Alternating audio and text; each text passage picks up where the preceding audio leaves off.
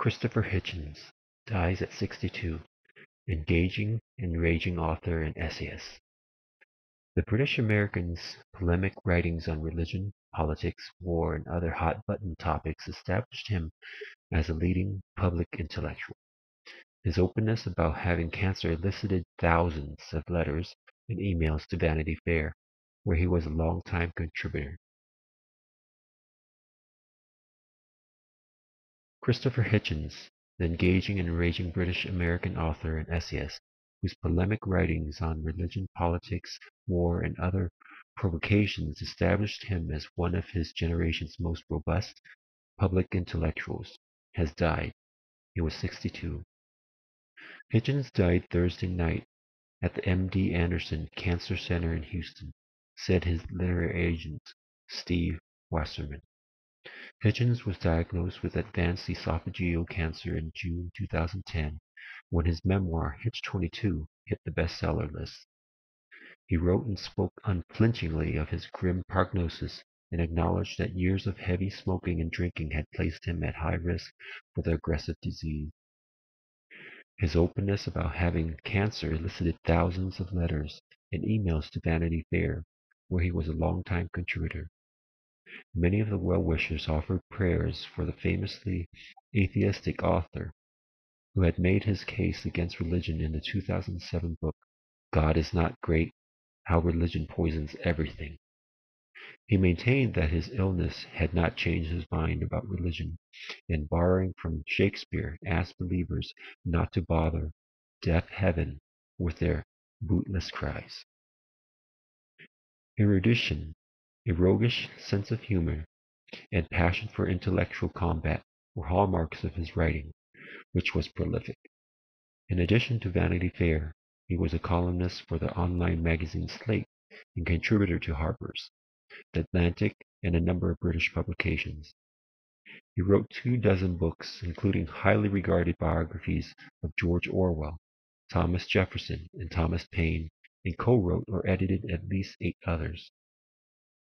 A swashbuckling opinionator, he loved few things better than a good argument, and he knew how to pick one. Once described by the New Yorker as looking like someone who, with as much dignity as possible, has smoothed his hair and straightened his collars after knocking the helmet off a policeman. He tarred Bill Clinton as a rapist, Mother Teresa as a fraud, and Henry Kissinger as a war criminal. He argued in Vanity Fair that women were less funny than men, which stoked the wrath of female comics. I am programmed by the practice of a lifetime to take, he wrote, a contrary position. In his personal life, he was no less the rascallian iconoclast, as historian Douglas Brinkley once described him. He left his pregnant first wife for another woman. He swore an affidavit during the Monica Lewinsky scandal that put his friend, Clinton aide Sidney Blumenthal, at risk of a perjury charge. Over the years, he fell out of friendship with a long list of notables, including novelist Gore Vidal and Saul Bellow, who dismissed Hitchens as a fourth estate playboy thriving on agitation. After the terrorist strikes of September 11, 2001, he truly became the scourge of the left. Repulsed by what he saw as the left's desire to blame American foreign policy for the attacks, he championed the Bush administration's war on terrorism and resigned his longtime post as Washington columnist for the liberal Nation magazine. His polarizing views brought sarcasm from former allies, one of whom described Hitchens' shift as the first ever metamorphosis from a butterfly back into a slug. During all of this, I never quite lost the surreal sense that I had become in some way a pro-government dissident, Hitchens wrote, and that of all the paradoxes of my little life, this might have to register as the most acute one. Writer Martin Amis said, controversy merely illuminated his friend's auto-contrarian nature.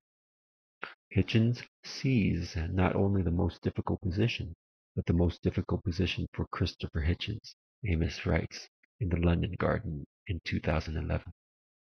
Christopher is one of nature's rebels, by which I mean that he has no automatic respect for anybody or anything. He was born Christopher Eric Hitchens in Portsmouth, England, on April 13, 1949. The elder of two sons, he had a cool relationship with his father Ernest, a commander in the British Royal Navy, but a warmer one with his mother Yvonne. She taught him to love books and was determined that he would be the first Hitchens to attend college. If there is going to be an upper class in this country, Hitchens overheard her telling his father, then Christopher is going to be in it. His parents saved enough money to send him to Leys, a boarding school in Cambridge, and then to Balliol College, Oxford, where he studied philosophy, politics, and economics, and bloomed as a political campaigner. He joined the International Socialists, a faction of the anti-Stalinist left, and charged into the anti-Vietnam War movement. A skillful debater, he discovered that if you can give a decent speech in public or cut any kind of figure on the podium, then you need never dine or sleep alone. British literary critic Terry Eagleton, who had been a socialist comrade at Oxford, said Hitchens was so nakedly ambitious that he made Uriah Heep look like Little Nell.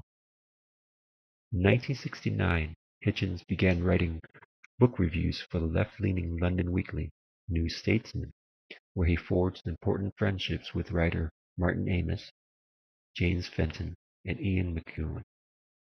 In 1970, he graduated with honors from Balliol and won a grant to travel across the U.S., which left him smitten by his new world. He returned to England, where he burnished his journalism credentials writing for mainstream and leftist publications. One of his assignments was a New Statesman profile of Margaret Thatcher, in which he riled the future Prime Minister's Conservative Party supporters by calling her sexy. In a subsequent encounter at a party, Thatcher called him a naughty boy and swatted his behind. In 1973, when he was 24 and living in London, his mother committed suicide with her lover, a defrocked vicar, during a trip to Greece. Years later, he discovered one of her secrets. She was Jewish, which made him Jewish. My initial reaction, apart from pleasure and interest, was the faint but definite feeling that I had somehow known all along, he wrote in a 1988 essay on not knowing the half of it. But he remained anti-religion and anti-Zionist. With London as his base, Hitchens spent the 1970s covering revolutions and human rights, nail bombers in Belfast, anti-fascists in Portugal, persecuted leftist journalist Jacobo Timmerman in Argentina. While on assignment in Cyprus in 1977, he met Eleni Melagro and married her in 1981. He left her when she was expecting their second child and in 1991 married Carol Blue, a freelance journalist.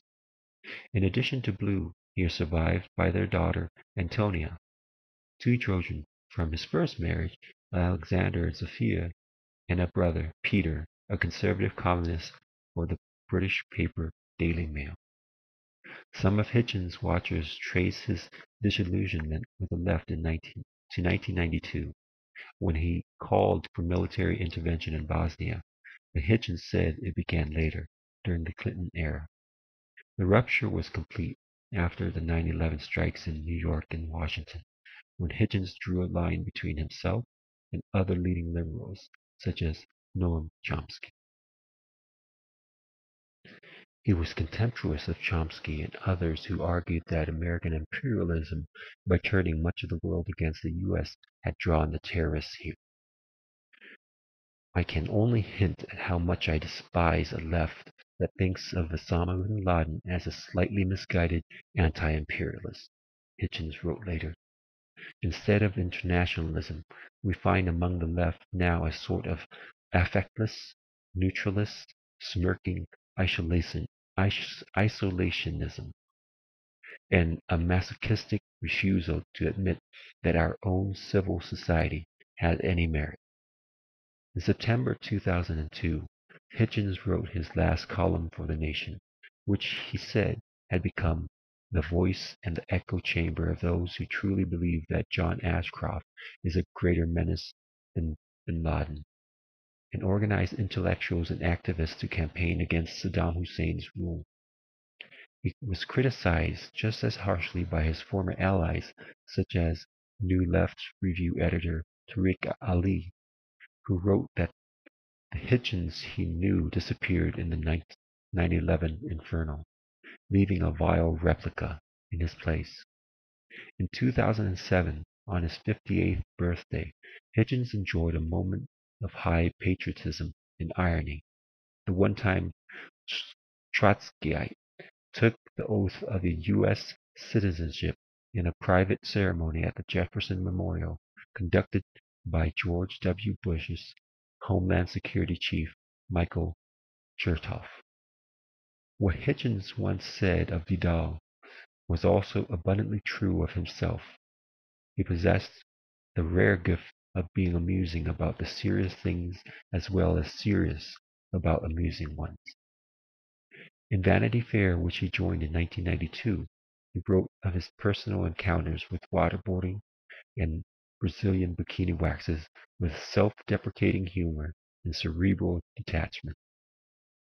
Both qualities informed his writing on his bleakest subject, his cancer. I have more than once in my time woken up feeling like death, he wrote in Vanity Fair last September, shortly after learning he had esophageal cancer that had spread to his lungs and lymph nodes. But nothing prepared me for the early morning last June when I came to consciousness feeling as if I were actually shackled to my own corpse. Noting that his father had died of the same type of cancer, he added, "In whatever kind of race life may be, I have very abruptly become a finalist." His cancer was classified stage 4, and he readily conceded that there is no stage 5. His illness caused him to cancel the publicity tour for Hitch 22, which opens, eerily, with a rumination on death prompted by his recollection of an incident years ago when he was referred to as the late Christopher Hitchens. In this prologue, he rejects fatalism and declares, "I personally want to do death in the active and not the passive, to be there to look it in the eye and be doing something when it comes for me." He aggressively sought treatment, which included genetic testing to determine which chemotherapy drug might be the most effective on his cancer. He was encouraged to try the experimental approach by his friend Dr. Francis Collins, the eminent geneticist and born-again Christian with whom he had debated the existence of God. He also kept up a frenetic pace of writing and, until recently, public speaking. In one of his most publicized appearances after being diagnosed with cancer, he faced Tony Blair, the former British Prime Minister and recent convert to Catholicism, in a sold-out Toronto debate on whether religion was a force for good in the world. Despite his obvious frailty, Hitchens was in top form, provoking wide laughter when he compared God to a celestial dictatorship, a kind of divine North Korea. At the debate's end, the audience of 2,700 voted him the winner.